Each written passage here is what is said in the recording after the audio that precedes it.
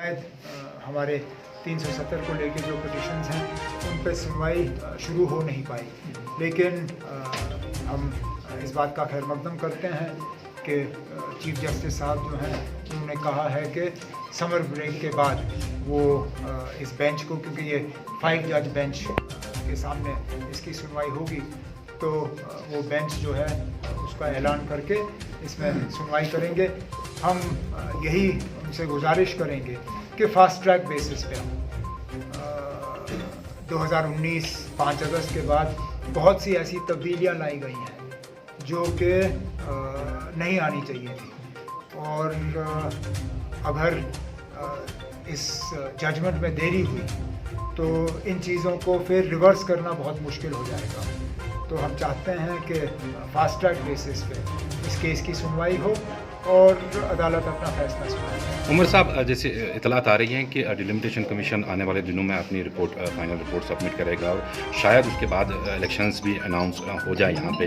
तो दूसरी साइड से अगर हम देखें तो डिलिमिटेशन कमीशन जो रीऑर्गेनाइजेशन उसमें आता है वो भी सुप्रीम कोर्ट में उस पर भी चैलेंज होता है। तो ऐसे में आप मानते हैं कि जो तजावीज़ जो नेशनल कॉन्फ्रेंस या बाकी पार्टीज़ ने रखी थी डिलिमिटेशन कमीशन के हवाले से, तो उन पर अमल क्या होगा? उन पर हमने सबसे पहले तो डिलिमिटेशन कमीशन के सामने ये बात रखी, हमने कहा कि आपका वजूद ही गैर कानूनी है,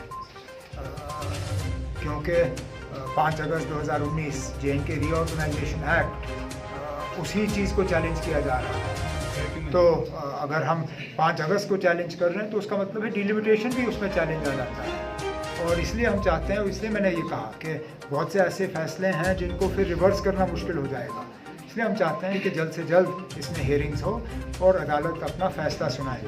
जहाँ तक कि हमने जो बातें डिलिमिटेशन कमीशन के सामने रखी, इसमें ये कोई छुपी हुई बात नहीं है कि बहुत से ऐसी बातें जो हैं उनको इग्नोर किया गया, लेकिन चलिए जो हुआ सो हुआ।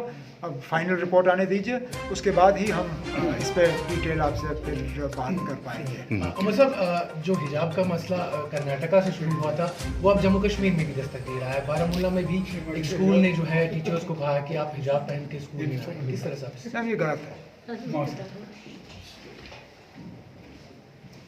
इस मुल्क में हर किसी को आज़ादी से अपने मज़हब को फॉलो करने की इजाज़त है। हमारे मुल्क के आइन में दर्ज है कि we are a secular country.